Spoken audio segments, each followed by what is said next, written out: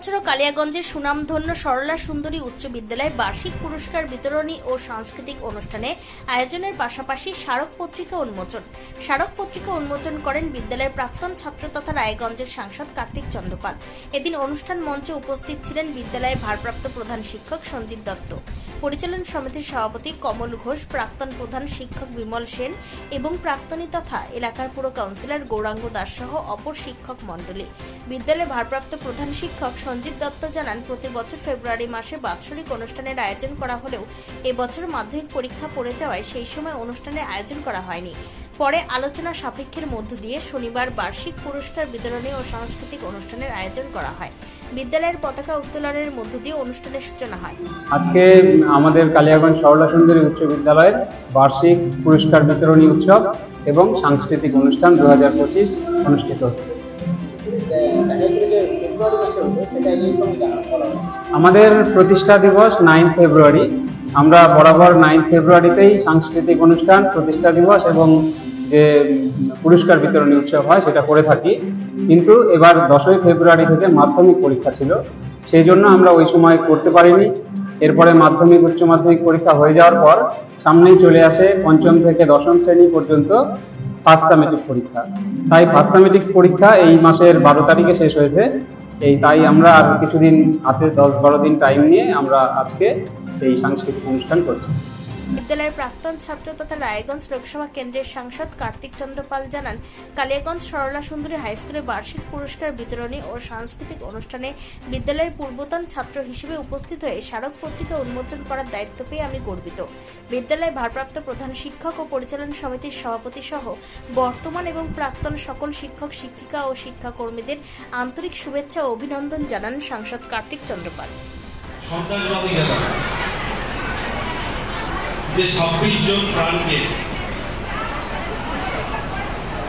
যারা আমাদের ভারতবর্ষের নাগরিক ছিল তাদেরকে মেরে ফেলা হয়েছে। আমি সেই সমস্ত শহীদদের প্রতি আমার শ্রদ্ধা নিবেদন করছি। তার সাথে সমস্ত শহীদ পরিবারের প্রতি আমার সমবেদনা জ্ঞাপন করছি এবং যারা এখনো আক্রান্ত হয়ে রয়েছেন তাদের আমি সুস্থতা কামনা করছি। সরলা সুন্দরী স্কুল আমার কাছে একটা ইতিহাস। শুধু তাই নয়, স্কুল মানেই প্রথমে স্বর্গীয় প্রফুল্লচন্দ্র গুহ মহাশয়ের নাম আসবেই। আমরা যখন স্কুলে পড়ি, খুব মনে আছে আমার, স্যার যখন বারান্দায় এক কোণে দাঁড়াতেন, কোনো ছাত্র ছাত্রী বা শিক্ষকরা তাদের সাহস হতো না সেই বারান্দায় দাঁড়িয়ে থাকতে। উনি এক মাথায় দাঁড়াতেন, গোটা প্রান্তটা পুরো ফাঁকা। আমরা সেখান থেকে শুরু করে সেই টাইমে আমাদের অ্যাসিস্ট্যান্ট হেডমাস্টার ছিলেন আমাদের স্যার মঞ্চে রয়েছেন, খুবই ভালো লাগলো উনি রয়েছেন। ওনার আমি দীর্ঘায়ু কামনা করে উনি সুস্থ থাকুন, ভালো থাকুন। এবং আজকে যারা পরিচালন করছে এই স্কুলে, বেশিরভাগই কেউ আমরা ক্লাসমেট ছিলাম, কেউ একটু জুনিয়র ছিল। আর স্কুল চলাকালীন আমরা যাদেরকে পেয়েছি, ঠিক শেষের দিকে আমাদের এখনো স্কুলে রয়েছে সে ভূপেন স্যার আছেন। বাকি নাম বললে শেষ হবে না, তাদের মধ্যে কেউ এখনো রয়েছে, কেউ নেই। তবুও আমার যতগুলো নাম মনে আছে আমি বলে দিই। কালীপদ স্যার রয়েছে, নসব্র স্যার রয়েছে, জ্ঞানেন্দ্র শঙ্কর মজুমদার রয়েছে, এখানে রমেশ স্যার ছিল, দত্ত স্যার ছিল, আমাদের অশোক চৌধুরী স্যার ছিলেন, আমাদের ভট্টাচার্য স্যার ছিলেন থেকে শুরু করে আমাদের বরণ্য লাহা স্যার ছিলেন এবং রায়গঞ্জের অনেকে ছিলেন, অপূর্ব পাল ছিলেন, বিনয় স্যার আমাদের ছেড়ে চলে গেছে, উনি আমাদের ইংরেজি টিচার ছিলেন। তার সাথে আমাদের অনিরুদ্ধ স্যার ছিলেন, যিনি এখনো রায়গঞ্জের একটা কোনো স্কুলে হেড অফ দ্য ইনস্টিটিউশন রয়েছেন। আমাদের অশোক স্যার রয়েছেন, যিনি আমাকে এবার খুব আশীর্বাদ করেছিলেন। এবং তার সাথে আমাদের অনেক স্যার রয়েছে যাদের ভালোবাসা পেয়েছি। শুধু তাই নয়, স্কুলের যে শিক্ষা, সেই শিক্ষাটাকে আমরা যেভাবে তখন আমাদের স্কুলের মধ্যে একটা পরিস্থিতি ছিল, শাওলা সুন্দরী স্কুল জ্যাভলিনে গোল্ড মেডেল, শাওলা সুন্দরী স্কুল ফুটবলে চ্যাম্পিয়ন, এবং যখন ফুটবল খেলা ওরা তাদের কাছে গিয়ে এই শিলটা তখন রানিং শিল ছিল, যখন নিয়ে যেতে বলতো এটা ফেরানোর দায়িত্ব তোমাদের। প্রচুর ইতিহাস। তার সাথে স্কুলে ডিসিপ্লিন ব্রেক হয়েছে, মারও পড়েছে, কেউ মারের বদলে আবার তার ভালোবেসে দুটো খাইয়েছে। আমাদের প্রাক্তন প্রধান শিক্ষক সবই রয়েছে। তারপরে আমাদের স্কুলে বিভিন্ন পরিচালনা সমিতি রয়েছে। হয়তো অনেকে এই স্কুল থেকে অনেক বড় বড় জায়গায় ছিলেন, যেরকম রেশালে স্যার ছিলেন, অশোক স্যার চেয়ারম্যান ছিলেন, এরকম অনেকভাবে প্রতিষ্ঠিত রয়েছে। ছাত্রছাত্রীদের জন্য অনেক বড় জায়গায় পৌঁছে গেছে। এই স্কুল হচ্ছে শাওলা স্কুল। তার সাথে আর একটা বড় ব্যাপার, আমার বাবা, আমি, আমার সন্তান, আমরা 3টে জেনারেশন শাওলা স্কুলের ছাত্র। এটা আমাকে নিজেকে বলতে গর্ববোধ। আজকে এই স্কুলের